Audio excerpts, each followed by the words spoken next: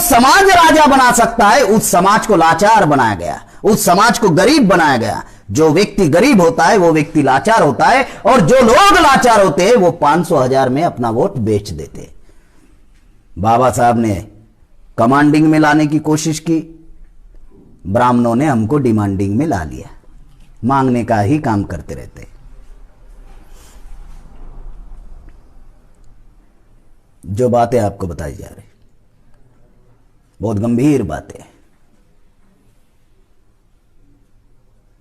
ये वोट का अधिकार राजा बनने का अधिकार है, लेकिन तथाकथित आजादी को आज 72 ईयर्स हो रहे, 72 साल के बाद भी हमारे समाज की गरीबी खत्म नहीं की, लेकिन 500,000 का नोट सेकंड में बंद कर दिया। क्या टेक्नोलॉजी है, सेकंड में बंद कर दिया। टीवी पर आया, अनाउंसमेंट कर दिया, आज रात 8 बजे ये 2 नोट बंद हो जाएंगे। अरे भाई, गरीबी हमारी चल रही है। 55 साल कांग्रेस ने राज किया है, 19 साल बीजेपी ने राज किया। चाहे तो गरीबी आप 5 साल में खत्म कर सकते थे, नहीं कर रहे। ये बंगाल का 1 साल का बजट है 2 लाख करोड़। कितना? 2 लाख करोड़। मालूम है कहां खर्चा करने पड़ते हैं? 1 लाख करोड़ चलो कर्मचारी की सैलरी, 1 लाख करोड़ चपरासी से लेकर कलेक्टर की सैलरी, 1 लाख करोड़ जनता के विकास एवं कल्याण के लिए होते। करते हैं क्या? लोगों को तो मालूम नहीं होता कि साला बजट क्या है बंगाल का। 2 लाख करोड़। जो बातें बताई जा रही बहुत महत्वपूर्ण इंपॉर्टेंट बात। तो 55 साल जो है वो कांग्रेस ने राज किया, 19 साल बीजेपी ने राज किया, लेकिन हमारी गरीबी खत्म नहीं हुई, हमारी समस्याएं बढ़ती गई। जो समस्याएं अंग्रेज काल में नहीं थी वो समस्या आजाद भारत में निर्माण हुई। अंग्रेज काल में सिर्फ 11 करोड़ लोग गरीबी में थे। इस तथाकथित आजादी में 83 करोड़ लोग गरीबी में चले गए, जो सरपंच का फॉर्म नहीं भर सकते, उसकी अनामत रकम जमा नहीं कर सकते। सरपंच कहते हैं इधर या प्रधान कहते हैं? प्रधान। महाराष्ट्र में सरपंच कहते, उधर उत्तर भारत में प्रधान कहते, तो इधर भी प्रधान, इसलिए कंफर्म करने के लिए कहा। प्रधान का जो चुनाव होता है ना, तो 83 करोड़ लोग प्रधान का चुनाव नहीं लड़ सकते, फॉर्म नहीं भर सकते, उसकी अनामत रकम नहीं भर सकते। अंग्रेजों का राज था, भारत गुलाम था। गुलाम भारत में एक भी किसान ने आत्महत्या नहीं की।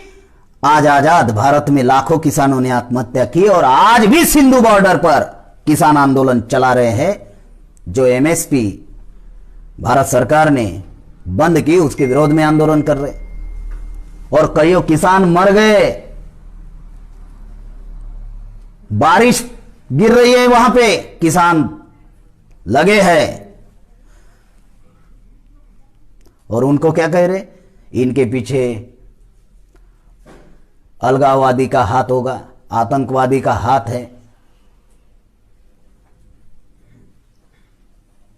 जो बातें आपको बताई जा रही, गुलाम भारत में एक भी महिला के ऊपर बलात्कार नहीं हुआ। आजाद भारत में हर 5 मिनट के अंदर एक महिला के ऊपर अत्याचार होता है।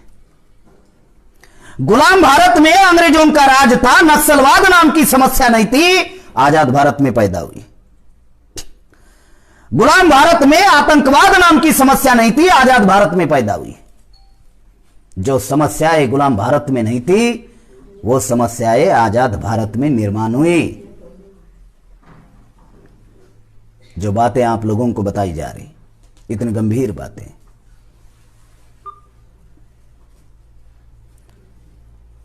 तो साथियों, ये व्यवस्था परिवर्तन जो उद्देश्य संगठन ने रखा है कि हमें व्यवस्था परिवर्तन करना होगा, इस उद्देश्य को लेकर पूरे देश भर में हम लोग चल रहे हैं। हम लोग मट्ठी का बांध बांधना नहीं चाहते, हम लोग गटर को बदलना चाहते हैं। और गटर बदलने के लिए थोड़ा समय भी लग सकता है, उतना पेशेंस रखना होगा। हमारे लोग आधे हल्दी में पीले होते या नहीं? अभी हल्दी भी लगाने की जरूरत नहीं, दूर से ही हल्दी दिखा दो, उधर से ही पीला होना शुरू हो जाएगा। पेशेंस रखना होगा।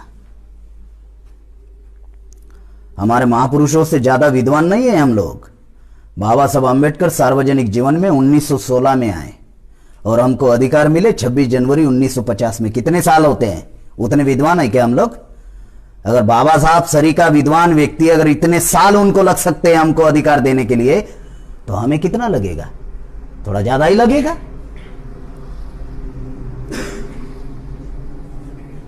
गरम गरम चावल खाओगे, चावल ज्यादा खाते हैं बंगाल में, गरम गरम खाओगे तो तकलीफ हो सकती है, तो थोड़ा शांत होने देना पड़ेगा उसको। जो बातें बताई हमें पेशेंस रखना होगा, हमें पेशेंस रखना होगा, क्योंकि गटर को बदलना चाहते हैं और यह गटर साधारण नहीं है, मजबूत है। भले ही संख्या में वो अल्पसंख्यक लोग हैं, लेकिन पत्थर सरीका मजबूत बने हुए हैं। हमें बेवकूफ बनाकर, गुलाम बनाकर, पत्थर को अगर सिर मारोगे तो नुकसान किसका होगा? नहीं मालूम। बाहर कोई पत्थर होगा, जाकर मारकर देखो, किसका होगा नुकसान? सिर का होगा ना। तो जब सिर का नुकसान होगा इतना समझ में आ रहा है, तो पत्थर से क्यों टकराना है? अगर टकराना है तो फिर पत्थर शरीर की ताकत मजबूत करनी होगी, तब ना टकराव होगा। इस व्यवस्था से अगर एक आदमी लड़ेगा, मर जाएगा, मिट जाएगा। एक जाति लड़ेगी तो मर जाएगी, मिट जाएगी। भारत में कोई भी जाति, हमारे बहुजन समाज की कोई भी जाति 1% नहीं है। कुछ जातियां आपको इस एरिया में दिखेगी, कुछ जातियां आपको नॉर्थ बंगाल में दिखेगी ही नहीं, साउथ बंगाल में दिखेगी नहीं। 15 किलोमीटर में शब्द बदल जाते हैं, 50 किलोमीटर में खान पान रहन सहन बदल जाता है, 100 किलोमीटर में बोली भाषा बदल जाती है। ये परिस्थितियां हैं। तो गटर को अगर बदलना है तो गटर को समझना बहुत जरूरी है कि आखिरकार गटर क्या है। तो भारत में जो व्यवस्था है वो 2 प्रकार की है। एक है समाज व्यवस्था, दूसरी है शासन और राज्य व्यवस्था। समाज व्यवस्था मतलब जिसमें हम जीते हैं। समाज व्यवस्था में वर्ण व्यवस्था, जाति व्यवस्था, स्त्री दास्ता, छूत, आदिवासियों का अलगीकरण, यह समाज व्यवस्था है। वर्ण व्यवस्था जिसमें हमको शूद्र अतिशूद्र बनाया, इकट्ठा नहीं हो पा रहे हम लोग। दूसरी जाति व्यवस्था, दुनिया में कहीं पर भी जाति नहीं, भारत में जाति है। ब्राह्मण ने कहा जाति भगवान ने बनाई। अच्छा, तो भगवान को अमेरिका इंग्लैंड में पैदा होने के लिए कोई तकलीफ हुई थी क्या? है, उधर जाति नहीं इधर जाति है। दुनिया में भगवान तो एक ही होते हैं, सबका मालिक तो एक ही है। तो क्यों भगवान को यह जानकारी नहीं थी कि भारत के बाहर भी कोई देश है? मैं गारंटी के साथ कहता हूं, जो आर्टिफिशियल ब्राह्मणों के भगवान है ना, आर्टिफिशियल, उनको जानकारी ही नहीं थी। क्यों? इसका जवाब ही उन्होंने भगवत गीता में लिख कर दिया, यदा यदा ही धर्मस्य ग्लानिर्भवति भारत, यानी भारत पर संकट आएगा तो ही मैं आऊंगा। क्यों? अमेरिका पर आएगा तो नहीं आएगा? हाँ? क्यों इंग्लैंड पर संकट आएगा तो नहीं आएगा? तो मैं जब अध्ययन करते गया तब पता चला, अरे इसको जानकारी होगी तब ना आएगा कि बाकी के भी कोई देश है दुनिया में, इसको तो भारत के ही बारे में मालूम है। और कहा भगवान ने भगवत गीता लिखी। काय के लेके भाई, भगवान तो दुनिया में एक होते, सबका मालिक एक है। आप ही पंडित पढ़ाते हो ना, सबका मालिक एक है। तो अमेरिका में जाति नहीं है। तो ये झूठ ब्राह्मण का पकड़ा गया। तो ब्राह्मण ने कहा, हाँ, कर्म से जाति बनी। हाँ? भगवान गायब हुआ, कर्म से जाति बनी। अच्छा, तो कैसे बनी बताइए? कर्म का मतलब जो हम काम करते हैं उसे कहते हैं कर्म। अच्छा, तो क्या कर्म होते हैं भारत में? तो जो चमड़े का काम करते हैं उसको चमार कहा गया, जो कपड़े धोने का काम करते उसको धोबी कहा गया, जो कपड़े सिलाने का काम करते उसको दर्जी कहा गया, जो मटके बनाने का काम करता है उसको कुम्हार कहा गया या प्रजापति कहा गया। चलो इसका भी विश्लेषण करते हैं। अमेरिका में भी चमड़े का काम करने वाले लोग हैं, चमड़ा बेचने वाले लोग हैं, कंपनियां हैं, चप्पल पहनने वाले लोग हैं, जूते पहनने वाले लोग हैं। चमार नाम की जाति नहीं है। अमेरिका में भी कपड़े धोने वाले लोग हैं, लेकिन धोबी नाम की जाति नहीं है। अमेरिका में भी कपड़े सिलाने वाले लोग हैं और पहनने वाले लोग हैं, थोड़े कम पहनते होंगे लेकिन पहनते तो है। दर्जी नाम की जाति नहीं।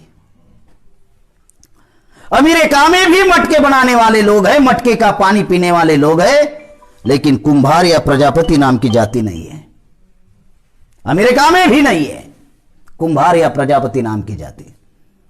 अगर कर्म से जाति बनी, अगर यह बात सच है कि कर्म से अगर जाति बनी तो कर्म भारत में होते हैं, दुनिया में भी कर्म होते हैं, लेकिन कर्म के आधार पर दुनिया में जाति नहीं है, भारत में जाति बनाई है।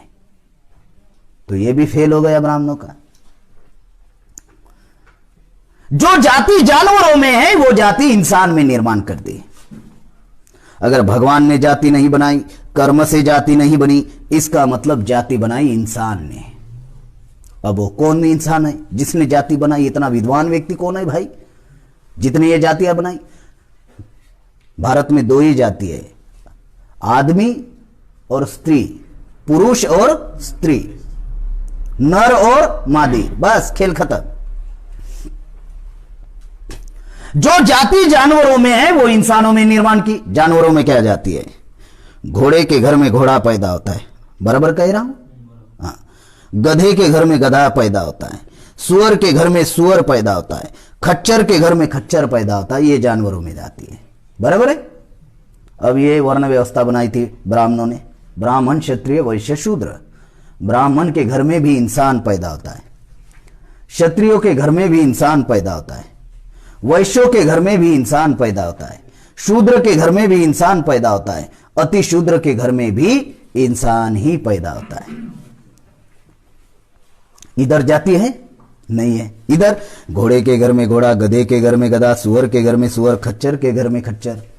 जानवर के आकार प्रकार आवाज से आप पहचान लेते हो ये जानवर किस जाति का है, पहचानते हो या नहीं? इंसान के आकार प्रकार आवाज से आप पहचान लेंगे ये किस जाति का है। कोई है विद्वान इधर बैठा हुआ है? पहचान लेंगे? नहीं। इतना ही नहीं, जानवर के टट्टी से समझ में आता है कि ये किस जानवर की है।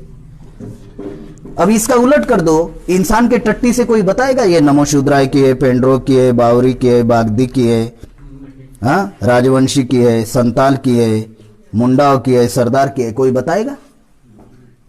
जो जाति जानवरों में है वो जाति इंसानों में निर्माण कर दी, और ये करने वाला दूसरा कोई नहीं था, तो ये करने वाला ब्राह्मण था। पुष्यमित्र शुंग नाम के ब्राह्मण ने भारत में जाति लाई। कब लाई? जब मौर्य साम्राज्य का 10वां सम्राट बृहद्रथ की जब हत्या पुष्यमित्र शुंग ने की, उसके बाद में भारत में जाति लाई। जाति क्यों लाई? क्योंकि हम लोग इकट्ठा ना हो सके, इसीलिए जाति बनाई गई। हम जातियों में बटे हुए लोग नहीं हैं, हम जातियों में बांटे हुए लोग हैं। ये समाज व्यवस्था। हमारा आदमी अधिकारी बन जाता है तो उसको लगता है कहां जाति है, सारा खत्म हो गया, सारा बाबा साहब ने खत्म कर दिया। अच्छा, तुम्हारे लिए कुछ नहीं रखा, सब खत्म कर दिया। वो बोलता है मैं अधिकारी हूं, मैं बेल दबाता हूं, तो ब्राह्मण भी दौड़ कर आता है। कहां रह गया छुआछूत, कहां रह गई कास्टिज्म? उस गधे को मालूम नहीं होता है कि वो 10 से 5 बजे तक अधिकारी है, और जैसे ही समाज में आता है चमार बन जाता है, नमोशूद्राय बन जाता है, राजवंशी बन जाता है, पेंड्रो बन जाता है, बावरी बन जाता है, बागदी बन जाता है, संताल बन जाता है। उसको मालूम ही नहीं होता। अधिकारी ऑफिस में है, ऑफिस से घर आया मतलब समाज व्यवस्था में आया, और जैसे ही समाज व्यवस्था में आता है तो भारत में समाज है ही नहीं, भारत में तो जाति है। समाज शास्त्र भारत में पढ़ाया जाता है, लेकिन समाज भारत में नहीं है, जाति है। वास्तविकता जाति शास्त्र पढ़ाना चाहिए, लेकिन भारत में पढ़ाया जाता है समाज शास्त्र। तीसरा, दुनिया में जानवर छूने लायक था, लेकिन भारत में इंसान अछूत। यह व्यवस्था भारत में थी। चौथा, प्राचीन काल में महिला प्रधान थी, देश चलाती थी, मातृसत्ताक पद्धति थी। आज भारत में महिलाएं दोहरी गुलाम है, एक पुरुष की और दूसरा इस व्यवस्था की। छोटी होती है तो बाप के नियंत्रण में रहना पड़ता है, थोड़ी बड़ी हो जाती है तो भाई के नियंत्रण में रहना पड़ता है, शादी हो जाती है तो पति के नियंत्रण में रहना पड़ता है, और बूढ़ा जब हो जाते हैं तो बच्चों के नियंत्रण में रहना पड़ता है। महिला जो है वो दोहरी गुलाम है। वो भी इंसान है, हम भी इंसान हैं, उनको भी जीने का अधिकार है, हमको भी जीने का अधिकार है। 50% आबादी अगर पुरुषों की है तो 50% आबादी महिलाओं की भी है। उनके साथ इक्वेलिटी का व्यवहार होना चाहिए, नहीं होता है। और आप लोग ध्यान रखो, 50% महिलाओं को अगर आप तैयार नहीं करोगे तो आप आजादी का आंदोलन चला ही नहीं सकते। मैं जहां जहां जाता हूं तो कार्यकर्ता बताते हैं महिला ये आती ही नहीं। कैसे आएगी? खुद की महिला को घर में छुपा कर रखोगे और दूसरे के महिला के पास जाकर कहोगे ये पर्चा लीजिए, कार्यक्रम में आएगी, तो वो क्या कहेगी? अपने महिला को नहीं ला रहा है और मेरे पास पर्चा देने आया है। समझ में आ रहा है मामला? समझ में आ रहा है? Charity beginning at home. अच्छे कार्य की शुरुआत सबसे पहले अपने घर से करो। अपनी महिला को पहले तैयार करो। अगर उसको तैयार करोगे तो वो आजू बाजू की 2 महिलाएं तैयार करेगी। खुद की महिला को हम तैयार नहीं करेंगे और दूसरों के महिला को पत्रक देंगे तो ये तो गलत बात है। ये कोई सैद्धांतिक बात तो है ही नहीं। साथियों, समाज व्यवस्था में एक समूह को हजारों साल पहले जंगल की ओर खदेड़ दिया, जो शिक्षा, ज्ञान, विज्ञान, कंप्यूटर ज्ञान, ट्रांसपोर्टिंग सिस्टम, दूरसंचार साधनों से हजारों साल से दूर रहा। जिनके ज्ञान का विकास नहीं हुआ वो आदिवासी समाज है, जिनका अभी तक सिविलाइजेशन नहीं हुआ, जिनके साथ अछूत का व्यवहार हुआ वो कम से कम गांव के बाहर तो भी थे, शहर से लगे हुए तो भी थे। लेकिन एक समूह हजारों साल से जंगल की ओर खदेड़ दिया। यह है समाज व्यवस्था, और यह समाज व्यवस्था बनाई ब्राह्मणों ने। इसके ऊपर नियंत्रण ब्राह्मणों का। गटर समझा रहा हूं। दूसरी है शासन और राज्य व्यवस्था, देश चलाने की यंत्रणा। 4 पिलर है। जैसे घर बांधने के लिए पिलर खड़े करने पड़ते हैं ना, कॉलम, अगर वो मजबूत नहीं रहे तो आपका घर मजबूत नहीं होगा। उसी प्रकार से ये देश 4 पिलर पर खड़ा है। 150 करोड़ जनता का भविष्य 4 पिलर निर्धारित करते हैं। पहला है पार्लियामेंट, विधायपालिका, जहां पर आप विधायक और सांसद चुनवा कर भेजते हो। वो विधायपालिका ब्राह्मणों के नियंत्रण में। 55 साल कांग्रेस ने राज किया, 19 साल बीजेपी ने राज किया। कांग्रेस बनाई किसने? 28 दिसंबर 1885 में कांग्रेस बनी। चैटर्जी, बैनर्जी ये बंगाल के ब्राह्मण, आगरकर, गोखले, तिलक महाराष्ट्र के ब्राह्मण, कांग्रेस बनी। उस कांग्रेस में डॉक्टर केशव बड़ीराम हेडगेवार काम करता था, जो महाराष्ट्र का ब्राह्मण था और विदर्भ का जनरल सेक्रेटरी था। वो 1935 तक कांग्रेस का विदर्भ का जनरल सेक्रेटरी था। उसने 1925 में आरएसएस बनाई। जब आरएसएस बनाई तब 10 साल और कांग्रेस का जनरल सेक्रेटरी था। इसका मतलब कांग्रेस ने ही रिलीज किया हेडगेवार को और आरएसएस बनाने के लिए बोला। उस आरएसएस में श्यामा प्रसाद मुखर्जी आपके बंगाल के ही थे। उन्होंने 1951 में जनसंघ बनाया। श्यामा प्रसाद मुखर्जी भी ब्राह्मण। और 1980 में उस जनसंघ का नाम अटल बिहारी वाजपेयी और अडवाणी ने भारतीय जनता पार्टी रखा, जिनको बीजेपी कहते हैं। अब रिश्तेदारी देखो इनकी। ये कांग्रेस है, इन्होंने आरएसएस बनाई और आरएसएस ने बीजेपी बनाई। अब रिश्तेदारी में क्या हुआ? कांग्रेस दादी हुई, आरएसएस लड़का हुआ और ये बीजेपी पोता।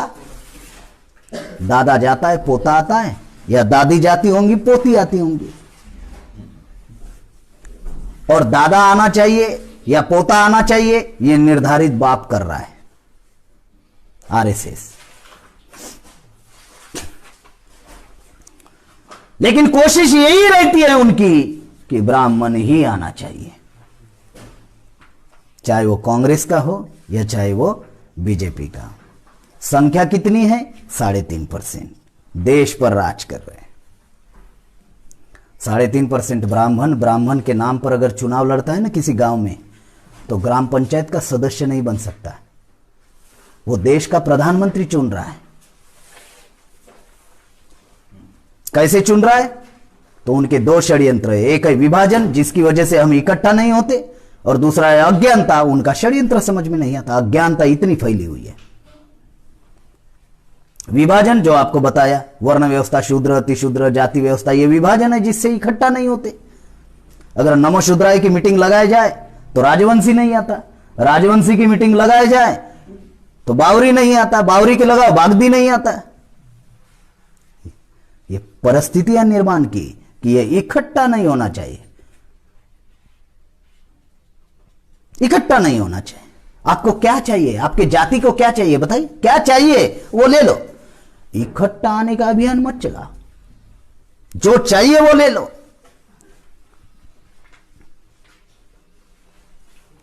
पार्लियामेंट उनके नियंत्रण में। आज सत्ता में बीजेपी है, ब्राह्मणों की पार्टी। अपोजिशन में कांग्रेस है, ब्राह्मणों की पार्टी। थर्ड अपोजिशन कम्युनिस्टों का, ब्राह्मणों की पार्टी।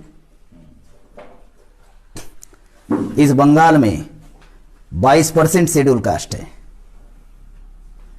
6% आदिवासी है। गवर्नमेंट के रिकॉर्ड के अनुसार 27% मुसलमान है और 40% ओबीसी है। ये टोटल होती है 95%। कितना होता है? 95%।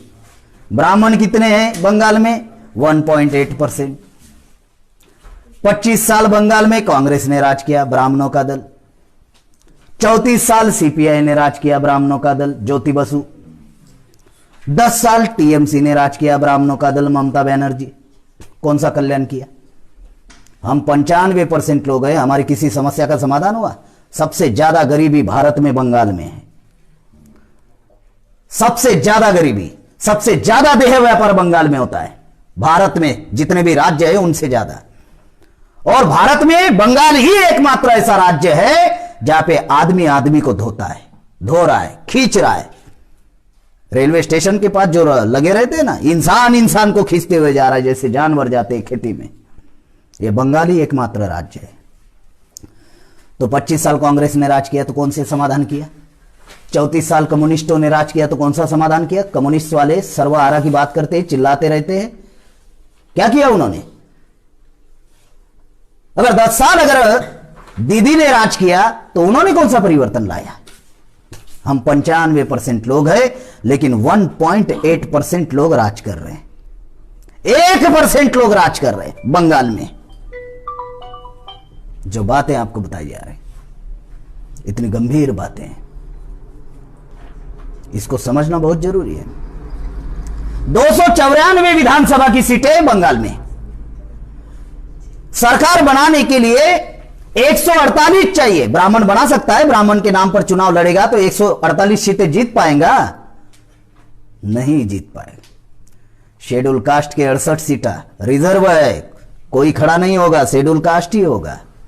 आदिवासी की 16 सीटें रिजर्व है, दूसरा कोई खड़ा नहीं होगा, आदिवासी होगा। टोटल होती है 84। गवर्नमेंट कह रहा है 27% मुसलमान है, मुझे जानकारी मिली 30-35% मुसलमान है। अगर मुसलमानों की अगर 50 सीटें मिलाया जाए तो ये टोटल होगी 134 सीटें। सरकार बनाने के लिए चाहिए कितने? 148। अगर SC ST और मुसलमानों का अगर गठबंधन हो जाए और जो 40% ओबीसी है सिर्फ 10% आ जाए तो यहां पर सरकार किसकी बनेगी? किसकी बनेगी? राज कौन कर रहा है? ब्राह्मण। हमारी समस्या का समाधान नहीं हो रहा है। क्यों नहीं हो रहा है? सरकार ब्राह्मणों की है। समस्या का समाधान करेंगे तो आप राजा बन जाओगे, आपका ज्ञान का विकास होगा, बुद्धि का विकास होगा। तो हरिचांद ठाकुर जी ने कहा, जिस समाज का होता है राजा वो समाज होता है ताजा। हाँ, गुरचंद ठाकुर जी ने, जिस समाज का होता है राजा वो समाज होता है ताजा। हमारा राजा ही नहीं होगा तो हम ताजे कैसे रहेंगे? तो कैसे रहेंगे? सुकड़े रहेंगे। सुकड़ा मालूम? टील टीले। है ही नहीं राजा तो टील टीले। हमारे लोग कैसे हैं? टील टीले। ब्राह्मण को देखा है? उनकी सरकार है तो कल्याण ब्राह्मण का होगा कि हमारा होगा? चला, उनके बच्चे विदेश में पढ़ने के लिए जाते हैं, उनके बिजनेस 1 लाख करोड़, 2 लाख करोड़ का बजट है, 1 लाख करोड़ कर्मचारियों का पेमेंट, 1 लाख करोड़ का बजट। हमारा कल्याण होता है या ब्राह्मण का कल्याण होता है? 1 लाख करोड़ में 5 साल में अगले चुनाव की तैयारी करके रख देते। हर जाति में दलाल पैदा किया है। बुद्धा के बाद भारत में क्रांति क्यों नहीं हो रही? बुद्धा के क्रांति के बाद अगर भारत में क्रांति नहीं हो रही है, उसका एक ही कारण है कि हर जाति में एक एक दलाल पैदा किया है और वो दलाल चुनाव के दौरान मैनेज करते रहता है। कितना चाहिए बोलो, कितना चाहिए? इस वजह से हमारी किसी भी समस्या का समाधान नहीं हो रहा है। इसलिए बाबा साहब आंबेडकर ने कहा कि जो पुनः व्यक्त हुआ गांधी जी के साथ में, इससे हमारे समाज में दलाल और भड़वे पैदा हुए, जिनको हम नेता मानते हैं। ये नेता नहीं है। अगर ये परिस्थिति बंगाल में है, अगर ये परिस्थिति है कि हम 95% लोग हैं, अगर गठबंधन कर दिया जाए और विकल्प खड़ा कर दिया जाए तो, अगर विकल्प खड़ा कर दिया जाए तो भविष्य हमारा रहेगा। हम निर्णय लेंगे राज किसका होगा। हम निर्णय लेंगे कि कौन सी समस्या का समाधान पहले करना है।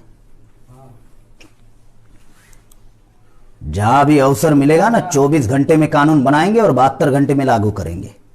जहां भी अवसर मिला ना, चाहे किसी राज्य में हो या देश में हो, अवसर मिला 24 घंटे में कानून, 72 घंटे में अमल। जो करेगा नहीं, 7 दिन की फांसी की सजा। आप लोगों ने एक टाइम की फांसी सुनी होगी, 7 दिन की। तो आप लोग सोच रहे होंगे साला 7 दिन फांसी की सजा का क्या मामला है।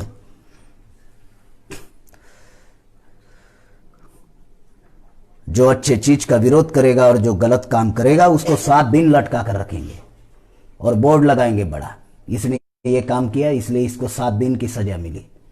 तो लोग जाएंगे पढ़ेंगे, अरे इस वजह से मिली क्या, तो दोबारा कोई हिम्मत, 7 दिन लटका रहेगा। कुछ भी कर सकते हो। अत्याचार कैसे खत्म नहीं होगा? कुछ भी कर सकते हो।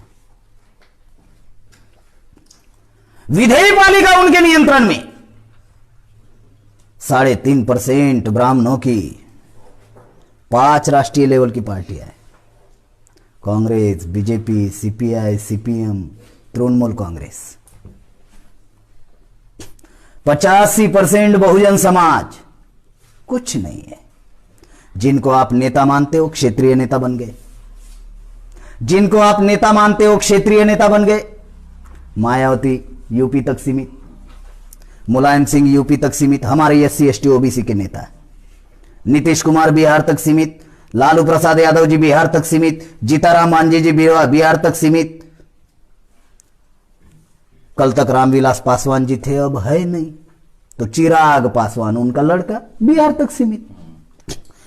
ये झारखंड लगा हुआ है, शिबू सोरेन झारखंड तक सीमित, अर्जुन मुंडा झारखंड तक सीमित।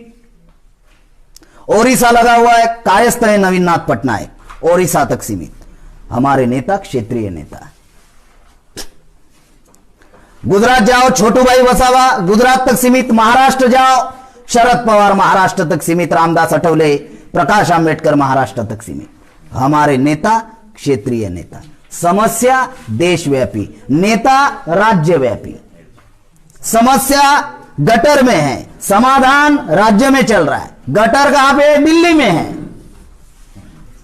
आगे जाकर हमारे नेता जाति के नेता बन गए। हमारे जो नेता है वो जाति के नेता बन गए। मायावती जी चमारों की नेता, मुलायम सिंह यादवों का नेता, नीतीश कुमार कुर्मी का नेता, शरद यादव यादवों का नेता, रामविलास पासवान जी जो थे, चिराग पासवान पासवानों का नेता, जीताराम मांझी मुसर का नेता, शिबू सोरेन संताल का नेता, अर्जुन मुंडा मुंडाओं का नेता, सरदार का नेता, छोटूभाई वसावा भील का नेता, शरद पवार मराठों का नेता, रामदास अठवले प्रकाश आंबेडकर महारों का नेता, हमारे नेता, जाति के नेता, हमारे नेता, क्षेत्रीय नेता, हमारे नेता, जाति के नेता, लेकिन सोनिया गांधी देश का नेता। समझ में आ रहा है? अडवाणी देश का नेता, अमित शाह देश का नेता, दीदी देश का नेता और हमारे जाति के नेता। कैसे समस्या का समाधान होगा?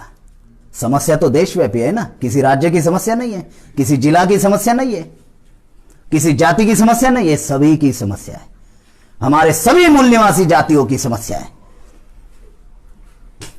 विधेयपालिका उनके नियंत्रण में, एक जाति के नियंत्रण में।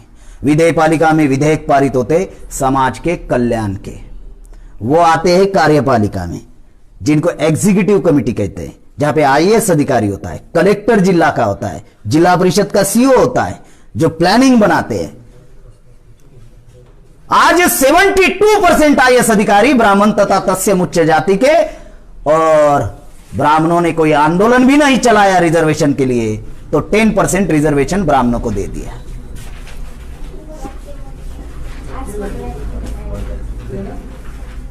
धीरे धीरे जाइए।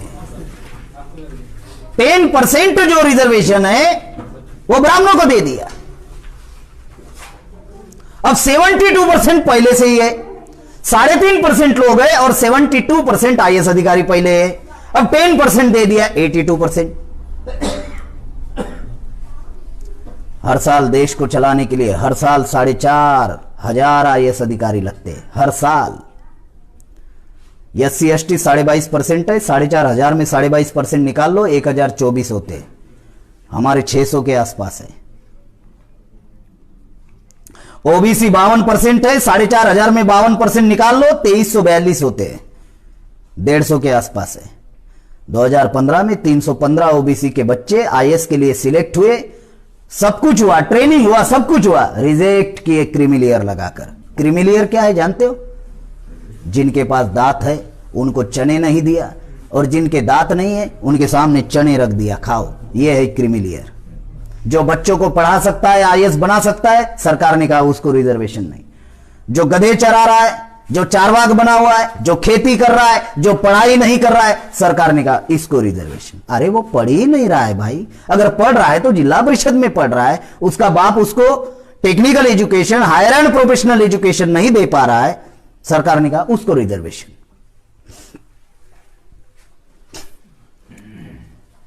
कार्यपालिका उनके नियंत्रण में, एक जाति के नियंत्रण में। न्यायपालिका, सुप्रीम कोर्ट के 98% जज ब्राह्मण, 36 में से 33 जज ब्राह्मण सुप्रीम कोर्ट के। पूरे देश भर में हाई कोर्ट के 600 जजेस होते हैं, 582 ब्राह्मण, 18 जज SC OBC माइनॉरिटी का, और भारत के इतिहास में आदिवासी का अभी तक जज नहीं बना। चौथा है मीडिया। अब ये मीडिया तो मालूम है, इलेक्ट्रॉनिक मीडिया, सारे टीवी चैनल ब्राह्मणों के। महिलाओं को उठने नहीं देते, बच्चों को सोने नहीं देते, टीवी वाले। दूसरा है प्रिंट मीडिया, सारे पेपर उनके। तीसरा है ट्रेडिशनल मीडिया, जिनको आप महाराज कहते हो, महाराज है नहीं, वो RSS, विश्व हिंदू परिषद, बजरंग दल के पूर्णकालीन प्रचारक है। चौथा है वोकल मीडिया, हमारी 4,500 बोली भाषा है, हमारी बोली भाषा को मान्यता नहीं है, लेकिन 3.5% ब्राह्मण ग्रंथ भाषा बोलता है, ग्रंथ भाषा लिखता है, उनके संस्कृत को मान्यता है। इसलिए गुरुचरण ठाकुर जी ने कहा, जिस समाज का होता है राजा, वो समाज होता है ताजा। हमारा कोई राजा नहीं है, राजा ब्राह्मणों का है, कल्याण ब्राह्मणों का हो रहा है। देश में भी हो रहा है, बंगाल में भी हो रहा है। अगर हमारा राजा बनेगा तो हमारा कल्याण होगा। ये दो जो गटर, ये जो गटर आपको बताया, जिसको हम बदलना चाहते हैं, तो ये गटर है, एक शासन और राज्य व्यवस्था, और एक है समाज व्यवस्था। पहले शासन और राज्य व्यवस्था में बदल होगा तो ही समाज व्यवस्था में बदल होगा, ऐसा नहीं होगा। इसलिए क्या करना होगा? मैंने 2 पर्याय बताए, बैलेट बुलेट। एक तीसरा पर्याय है जन आंदोलन। जो नेल्सन मंडेला ने जन आंदोलन किया, 27 साल जेल में रहा। ब्लैक एंड व्हाइट का आंदोलन चल रहा था उधर, 27 साल जेल में रहा, आंदोलन किया। जन आंदोलन एकमात्र पर्याय है। जन आंदोलन से क्या होगा जानते हो? जन आंदोलन से सामाजिक क्रांति होगी। सामाजिक क्रांति हुई तो राजकीय क्रांति होगी। राजकीय क्रांति से राजकीय क्रांति से आर्थिक क्रांति होगी, सांस्कृतिक क्रांति होगी, धार्मिक क्रांति होगी। क्योंकि पहले सम्राट अशोक नहीं आएंगे, पहले तथागत बुद्ध ही आएंगे, उसके बाद में सम्राट अशोक आएंगे। हमारे लोग उल्टा सोचते हैं, नहीं नहीं पहले सम्राट अशोक, अच्छा पहले बुद्ध ही आएगा। इस देश में वामन मेश्राम साहब सामाजिक क्रांति का आंदोलन चला रहे हैं। ये जो गटर जो है एक जाति के नियंत्रण में चला गया, इस वजह से हमारी हजारों समस्या निर्माण हुई। इस गटर को हम लोग बदलना चाहते हैं, इस व्यवस्था को हम लोग बदलना चाहते हैं। इसलिए बामसेफ पूरे देश भर में काम कर रहा है। ये एक कारण कि बामसेफ क्यों बनाई गई। अब दूसरा कारण कर्मचारियों के लिए है, लेकिन कर्मचारियों के लिए काम नहीं करता। आपको लगा होगा मैं भूल गया, 15 साल से यही काम कर रहा हूं, मैं कोई चीज भूलता नहीं। कर्मचारियों का संगठन है, लेकिन कर्मचारियों के लिए काम नहीं करता। क्यों नहीं करता? कर्मचारी विद्वान है, मेरिट में आया, तो उसके नाम पर कोई अधिकार लिखा हुआ है क्या संविधान में? बोलते हैं ना, मैं रात दिन अभ्यास किया, मैंने मेहनत की, तब जाकर मेरिट में आया। तो उसके नाम पर कोई अधिकार लिखा हुआ है? अधिकार किसके नाम पर है? सोसाइटी के नाम पर है। Scheduled caste, scheduled tribe, OBC, इनके नाम पर अधिकार है। Article 340 OBC, article 341 schedule caste, article 342 schedule tribe, और इनसे जिन्होंने धर्म परिवर्तन किया उनके लिए आर्टिकल 25 से लेकर 29 तक सिक्योरिटी प्रोटेक्शन का अधिकार दिया, राइट्स दिए। तो ये अधिकार समाज के नाम पर है। रिजर्वेशन इन एजुकेशन सोसाइटी के नाम पर, मेरे नाम पर नहीं है। मैं बुद्धिमान हूं इसलिए मेरे नाम पर संविधान में कोई लिखा हुआ नहीं है। रिजर्वेशन इन एजुकेशन सोसाइटी के नाम पर आर्टिकल 21 335। रिजर्वेशन इन सर्विसेज सोसाइटी के नाम पर 15(4) 16(4). रिजर्वेशन इन प्रमोशन सोसाइटी के नाम पर। रिजर्वेशन इन पॉलिटिक्स आर्टिकल 330 332 समाज के नाम पर। इसलिए 68 सीटा रिजर्व है ना, ये व्यक्ति के नाम पर है क्या? अब शिक्षा का अधिकार मिला समाज के नाम पर, नौकरी का अधिकार मिला समाज के नाम पर, प्रमोशन मिला समाज के नाम पर, राजनीतिक दल में गया समाज के नाम पर।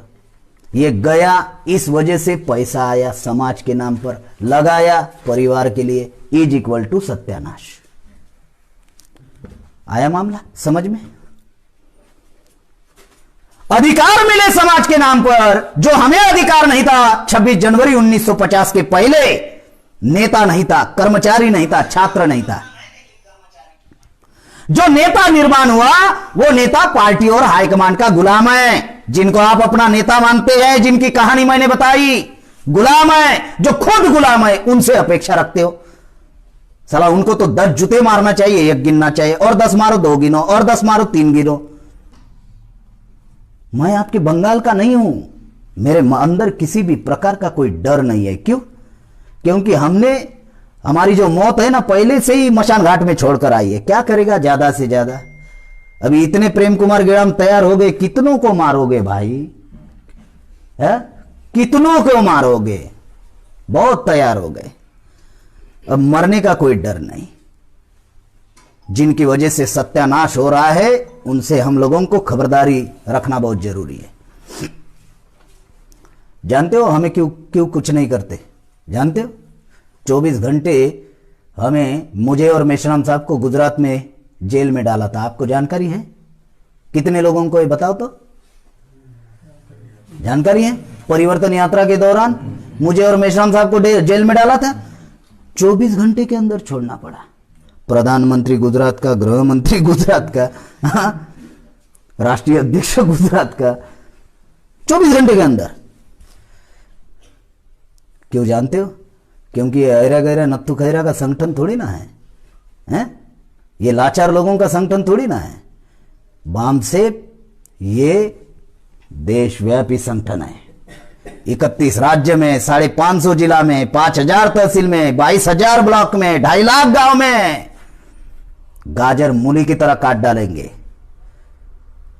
उनके अंदर वो डर है कि ये मूल निवासी लोग हैं। उनको मालूम है 1 जनवरी 1818 में 500 लोगों ने 28,000 ब्राह्मणों को गाजर मूली की तरह काट डाला, इसलिए वो डरते हैं। ये देशव्यापी संगठन है। कोने कोने में जाकर बोलता हूं, अभी तक 30-32 राज्य में कार्यक्रम हुए हैं, 300 के आसपास जिला में मेरे कार्यक्रम हुए हैं। जो हमारे कार्यकर्ता है वो मुझे जानते हैं। नेता जो निर्माण हुआ वो पार्टी हाईकमान का गुलाम है। कर्मचारी निर्माण हुआ, उनकी स्टोरी बताई मैंने। परिवार में मदमस्त है, मिला समाज के नाम पर, लगाया पूरा परिवार के लिए। और जो छात्र है वो मिसगाइडेड मिसाइल है। और ये 3 ही वर्ग समाज का नेतृत्व कर सकता है। ये समाज के नाम पर अधिकार मिला तो समाज को पेबैक होना चाहिए या नहीं? अगर समाज के नाम पर मिला तो समाज को पेबैक होना चाहिए।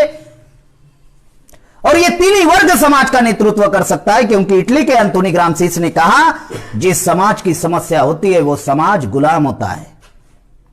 समस्या का सिद्धांत गुलामी से जुड़ा हुआ है। जिस समाज की समस्या होती है वो समाज गुलाम होता है। अगर गुलाम समाज को आजाद कराना है तो गुलाम समाज में पढ़े लिखे लोगों का निर्माण होना बहुत जरूरी है।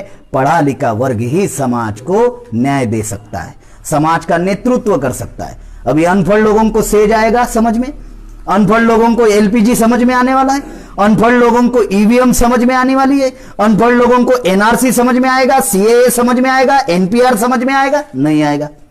प्राइवेटाइजेशन आएगा समझ में? नहीं आएगा। भूमि अधिग्रहण आएगा? नहीं आएगा। रिजर्वेशन आता है उनको समझ में? यह सब आता है समझ में पढ़े लिखे लोगों को।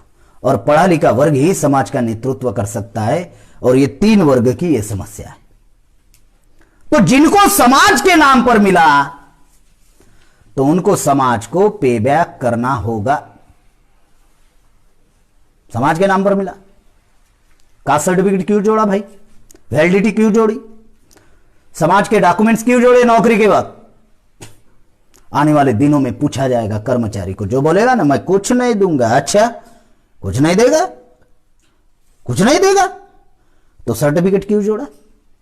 अगर इतना विद्वान था अपने बलबूते पर तो समाज के सर्टिफिकेट नहीं जोड़ना था। अगर आप विद्वान हैं, आपके दादा परदादा नालायक थे क्या जो चपरासी नहीं बन पाए और आप खुद डॉक्टर बन गए? क्योंकि दादा को अवसर नहीं था, अपॉर्चुनिटी नहीं थी। ये अपॉर्चुनिटी, ये अवसर हमको मिला, इसलिए मैं पीजी का स्टूडेंट हूं। मैं 1 मिनट के लिए सोचता हूं मेरा दादा अगर पीजी का स्टूडेंट होता तो मैं यहां पर होता, भाषण दे रहा होता, किसी भी शायद कोई डायग्नोसिस इंस्टीट्यूट में। लेकिन हमारे दादा परदादा को यह अपॉर्चुनिटी नहीं मिली, क्योंकि यह अपॉर्चुनिटी ब्राह्मणों ने खत्म की थी। हमारा लोगों को कोई अधिकार नहीं था, क्योंकि मनुस्मृति में लिखा हुआ था शूद्र अति शूद्र को पढ़ने का अधिकार नहीं होगा।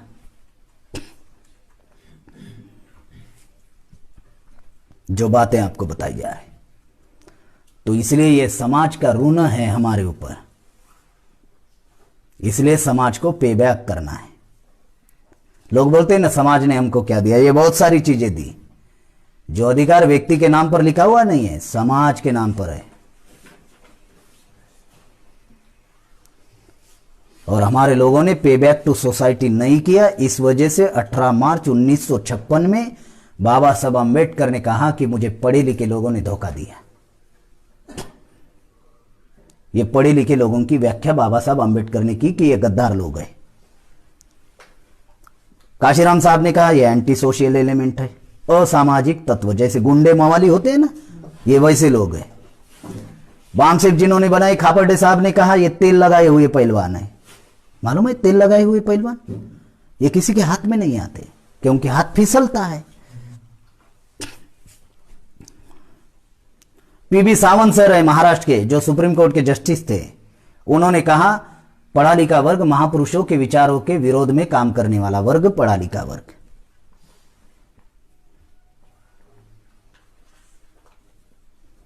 मेश्राम साहब जिनका 42 इयर्स का अनुभव है, उनके अनुभव से उन्होंने कहा पढ़ा लिखा वर्ग सवाल पूछने वाला वर्ग, सवाल ही पूछेगा, उसका जवाब तर्क के आधार पर दिया, समझ में भी आया, फिर भी काम नहीं करेगा पढ़ा लिखा वर्ग। वो खुद को इतना ज्ञानी समझता है, इतना ज्ञानी समझता है कि उसको लगता है मैं ही ज्ञानी हूं। फिर अगर आप ज्ञानी हो तो पीएचडी करने के लिए एजुकेशन कौन सा चाहिए? कौन सा चाहिए? पीजी का एजुकेशन चाहिए ना अगर पीएचडी करना है तो अभी। और कहां पे करता है पीएचडी? ज्योतिराव फुले के ऊपर। फुले साहब कितने पढ़े लिखे? 7वीं पढ़े लिखे। और पीएचडी कौन कर रहा है? पीजी का स्टूडेंट 7वीं पढ़े लिखे व्यक्ति के ऊपर पीएचडी कर रहा है। मामला समझ में आ रहा है? तो ज्ञानी फिर ज्योतिराव फुले थे या ये था? पीएचडी काय के ऊपर करते? हरिचांद जी ठाकुर के ऊपर। हरिचांद जी ठाकुर कितने पढ़े लिखे थे? कितने थे? कितने थे? एक भी नहीं थे। गुरुचांद जी ठाकुर पढ़े लिखे थे थोड़े, हरिचांद जी नहीं थे। पीएचडी किनके ऊपर करनी पड़ती है? उनके ऊपर। पीएचडी करने के लिए पीजी करना पड़ता है। पीजी के बाद पहले एमफिल था, अभी वो एमफिल बाजू में किया, अभी पीजी के बाद आप पीएचडी कर सकते हो, नया रूल बनाया। तो फिर ज्ञानी हरिचांद जी ठाकुर थे या ये पीजी का स्टूडेंट ज्ञानी है? पढ़ा लिखा वर्ग सवाल ही पूछते रहेगा, ये कैसा है, ये ऐसा है, आप ये गलत कर रहे हैं, आप वो गलत कर रहे हैं, आपको ऐसा सलाह ही देते रहेगा। क्योंकि ये जो जीभ है ना, जीभ को क्या बोलते हैं इधर?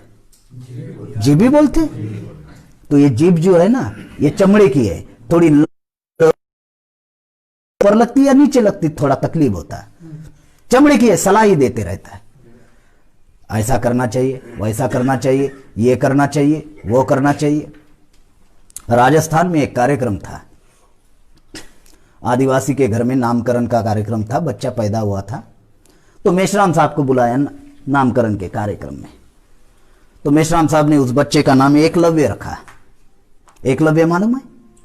और कहा थोड़ी बहुत तो भीड़ रहती है, खाना है भाई अगर नहीं है तो कोई आएगा नहीं। क्या कार्यक्रम किया, बच्चे का बर्थडे किया और खाना भी नहीं रखा। तो खाना है तो हमारे लोग जरूर आते। तो आए, बहुत सारे लोग थे। तो एक डॉक्टर था, तो मेश्राम साहब को कहने लगा, 25 साल पहले की बात है, कहने लगा कि बोले आप जो काम कर रहे हैं वो गलत काम कर रहे हैं, ऐसा नहीं होता है, वैसा नहीं होता है, ऐसा करना चाहिए, वैसा करना चाहिए। आधा घंटा भाषण दिया। मेश्राम साहब ने शांतपूर्ण तरीके से सुना और सुनने के बाद कहा, मान्यवर आपका परिचय? तो उसने नाम बताया, डॉक्टर, मैं डॉक्टर फला फला हूं, उसका नाम नहीं लेना चाहता हूं। तो बोले आप किस किस्म के डॉक्टर हो? तो उन्होंने कहा कि मैं हड्डी रोग तज्ञ हूं, हड्डी जोड़ने का काम करता हूं। तो मेश्राम साहब ने कहा, डॉक्टर साहब अगर मैं आपको हड्डी कैसे जोड़ना है अगर ये बता दूं तो आप बात मानेंगे? तो डॉक्टर ने कहा नहीं मानेंगे। तो बोले क्यों नहीं मानेंगे? तो बोले आपने कोई डिग्री नहीं ली है, आपने कोई पढ़ाई नहीं की है, हड्डी कैसी जोड़नी है? तो बोले कैसा मानूंगा मैं? तो बोले डॉक्टर साहब मैं आपको सलाह दे रहा हूं हड्डी कैसी जोड़नी है, तो आप मान नहीं रहे हो। आधे घंटे से मुझे आप सलाह दे रहे थे आंदोलन कैसे चलाना है। तो बोले कोई आंदोलन शास्त्र की किताब कहीं पर पढ़ी है क्या? किसी यूनिवर्सिटी, कॉलेज में, स्कूल में आंदोलन शास्त्र पढ़ाया जाता है भारत में? जब पढ़ाया नहीं जाता है तो आंदोलन शास्त्र का ज्ञान आपको कैसे हुआ? जब आप समाज में जाकर काम ही नहीं कर रहे हो और आप मुझे सलाह दे रहे हो, जो मैं इतने सालों से झक मार रहा हूं समाज में, और आप मुझे सलाह दे रहे हो कि आंदोलन कैसे चलाना है, तो मैं मान लूं। और मैं सिर्फ बता रहा हूं हड्डी कैसे जोड़नी है, वो आप नहीं मान रहे हो। मामला समझ में आया? पढ़ा लिखा वर्ग 10 से 5 नौकरी करेगा, घर में रहेगा। उसको बोलो कि चलो समाज का काम करेंगे, समाज के नाम पर नौकरी मिली, नहीं समय नहीं है। अच्छा कब आएगा? रिटायर्ड होने के बाद तो यूं ही आ जाऊंगा। रिटायर्ड हो गया फिर जाओ, चलो नहीं अभी घुटने दर्द दे रहे हैं। अच्छा पोता है छोटा, उसको संभालना पड़ता है। अच्छा, अगर पोता नहीं है तो फिर टॉमी जो होता है ना, उसको घुमाने के लिए। ये चरित्र है, ये कैरेक्टर है।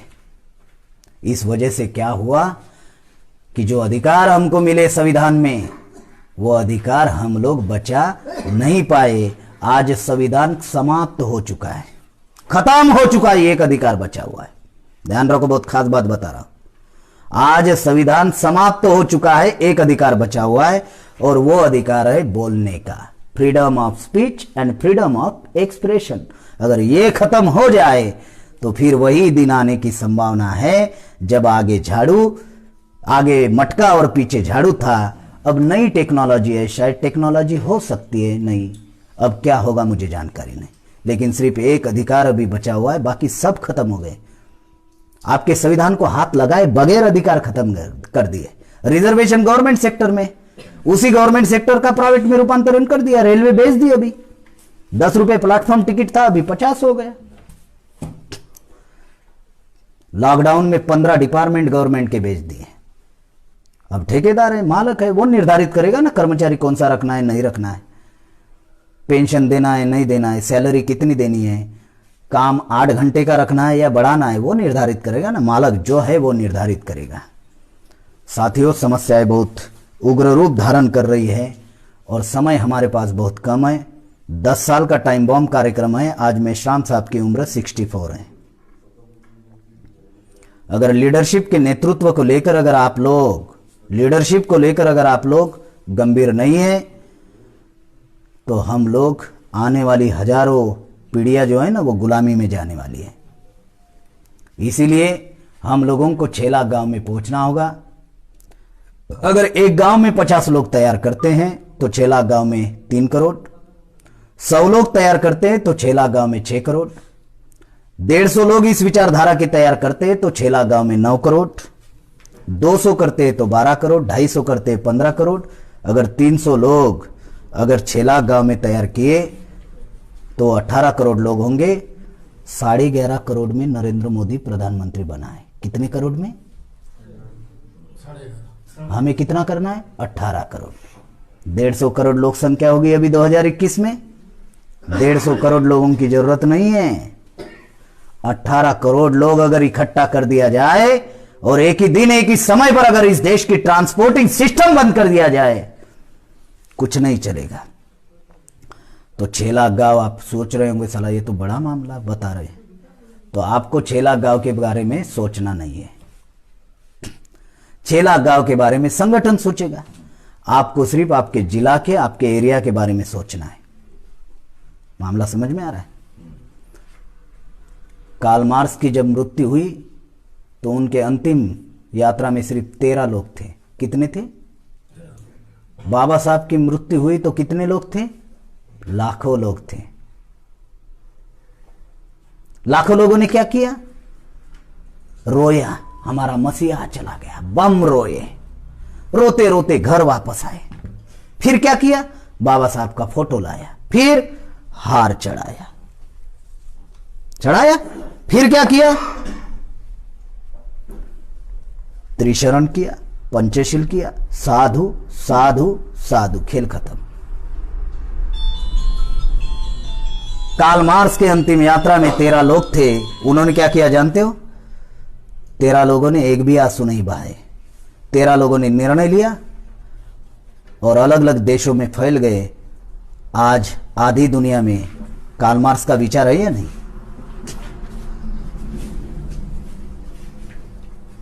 हम लोगों ने क्या किया? रोया और घर में आकर पूजा पाठ करना शुरू किया और महापुरुषों को भगवान बना दिया। अगर ये चिंगारी आप अपने जिला में फैलाना चाहते हो तो निर्णय लो और 24 घंटे में से 22 घंटे निजी जीवन के लिए लगाओ, सिर्फ 2 घंटे समाज के लिए दो। ये एक काम करो। दूसरा काम, अगर ये चिंगारी अपने जिला में फैलाना चाहते हो तो 7 दिन में से 6 दिन परिवार के लिए लगा दो। एक दिन सिर्फ अपना गांव छोड़कर दूसरे गांव में जाकर प्रसार करो। यह आंदोलन 6 लाख गांव में पहुंच जाएगा, पता भी नहीं चलेगा। मैं 10 साल कह रहा हूं, अगर ऐसा हर व्यक्ति ने निर्णय लिया तो ये 5 साल में भी काम हो सकता है। इस देश में जन आंदोलन होना बहुत जरूरी है और आप लोग इस जन आंदोलन के शिल्पकार बनोगे। इतिहास में हम लोग ऐतिहासिक लोग बनेंगे। जो जन आंदोलन की तैयारी, आजादी आंदोलन की तैयारी वामन मेश्राम साहब के नेतृत्व में चल रही है, उस आंदोलन में आप साथ और सहयोग देंगे। इसी आशा और विश्वास के साथ आपने मेरी बात ध्यान से सुनी, इसलिए सबका आभार।